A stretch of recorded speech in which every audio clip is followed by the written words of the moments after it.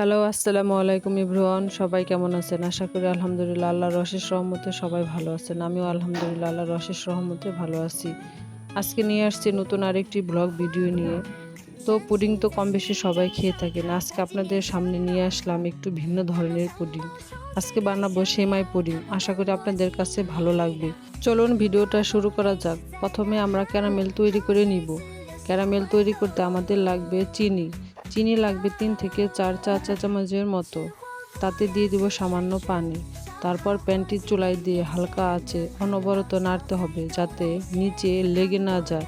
খেয়াল রাখতে হবে প্যানটা যেন সামান্য আঁচে থাকে। অনবরত নাড়ার পর দেখব একটু হালকা কালার চলে আসছে। কালার চলে আসলে বুঝতে হবে ক্যারামেলটা হয়ে গেছে। তখনই নামিয়ে নিয়ে ঠান্ডা হওয়ার জন্য রেখে দিব একটি সাইডে। এরপর নিয়ে নিব নর্মাল তাপমাত্রার 4টা ডিম। তাতে দিয়ে দিব মেজারমেন্ট কাপ চিনিটা আপনার স্বাদ মতো কম বা বেশি দিতে পারেন।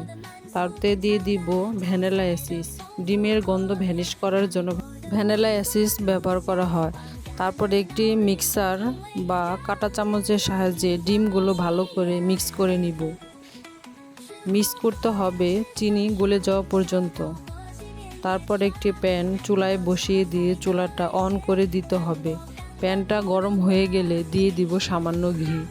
ঘিটা যখন একটি নরম হয়ে যাবে তারপর দিয়ে দিব ভেঙে রাখা সেমাইগুলো অনবরত নেড়ে চেড়ে হালকা আঁচে লাল বর্ণ হওয়া পর্যন্ত ভেজে নিতে হবে।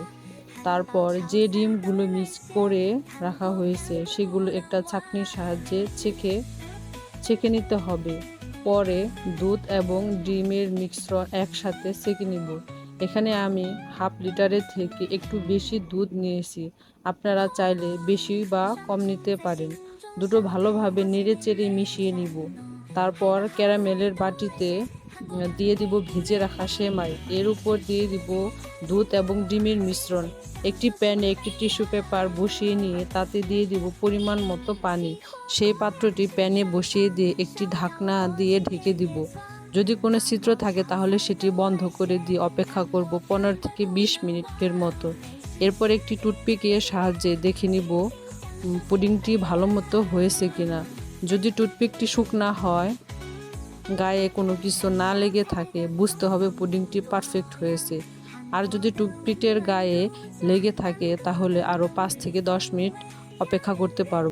অনেক মায়েদের কাছে শোনা যায় আমার বাচ্চা ডিম খেতে চায় না, দুধ খেতে চায় না, খাবার খেতে চায় না। তো সেই সব মায়েদের উদ্দেশ্যে বলতে চাই, আপনারা যদি আপনার বাচ্চাদের ডিম এবং দুধ দুটো একসাথে খাওয়াতে চান তাহলে এই পুডিংটা আপনাদের জন্য একদম পারফেক্ট। ডিম যেমন শরীরের জন্য দরকার, তেমনি দুধও শরীরের হাড়কে মজবুত করতে এবং বাচ্চাদের গ্রোথ বাড়াতে সাহায্য করে। কথা বলতে বলতে হয়ে গেল আমাদের আজকের সেমাই পুডিং। দেখে মনে হচ্ছে কতটা সফট এবং লোভনীয় হয়েছে। আপনারা চাইলেই ঘরে বসে বানিয়ে ফেলতে পারেন মজাদার এই পুডিংটা। আপনাদের দেখানোর সুবিধার্থে আমি ফ্রিজ থেকে বের করে কেটে দেখিয়ে দিয়েছি ভিতরে কতটা সফট এবং নরম হয়েছে। আজকের মতো সবাই ভালো থাকবেন, সুস্থ থাকবেন। আমার ভিডিওটি ভালো লাগলে অবশ্যই লাইক, কমেন্ট এবং সাবস্ক্রাইব করবেন। আপনার একটা কমেন্ট আমাকে অনেক অনুপ্রাণিত করে।